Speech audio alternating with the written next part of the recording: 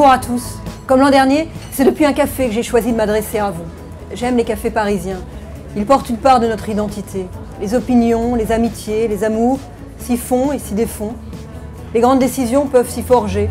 Il n'y a pas de meilleur endroit pour vous parler. L'année 2015 a été terrible.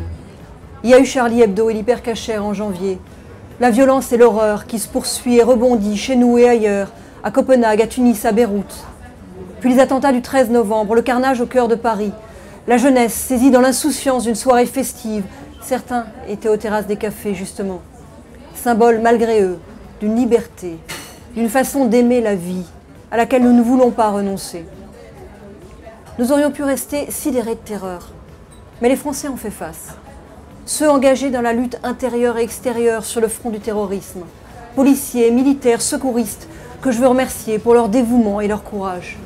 Et tous les Français, mobilisés dans les rues de Paris lors de la grande manif du 11 janvier, ou sur les réseaux sociaux et jusque sur les terrasses en novembre, pour dire que la France était vivante et bien vivante. 2015, cela a aussi été l'année des élections départementales et régionales. En décembre, la France, au premier tour, a pris la couleur de la colère.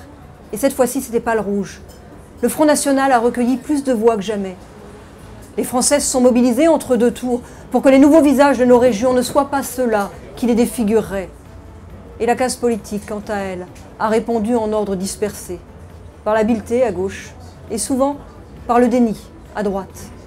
L'année 2015, cette terrible année 2015, elle nous oblige. Nous avons changé de monde. La politique aussi doit changer. Nous devons aller plus loin sur la sécurité, la justice, la lutte contre le terrorisme islamiste. Profiter de ce moment qui oblige chacun à dépasser ses postures pour poser les vraies questions. Bien sûr, l'état d'urgence et les mesures qui l'accompagnent, je l'ai soutenu. Mais nous voulons aussi le retour de l'autorité, notamment à l'école, et un islam de France, débarrassé des influences étrangères et de ceux qui rejettent les valeurs de la République. Et si nous avons pu dépasser les postures sur la sécurité, pourquoi n'y parviendrions-nous pas sur l'économie et sur l'emploi? Il nous faut une baisse massive des charges, bien au-delà de ce qui a été fait. Pour que nos entrepreneurs retrouvent une équité avec l'Allemagne, il faut libérer le travail du carcan d'un droit construit pour le monde d'avant, alors que le numérique fait aujourd'hui exploser tous les codes traditionnels.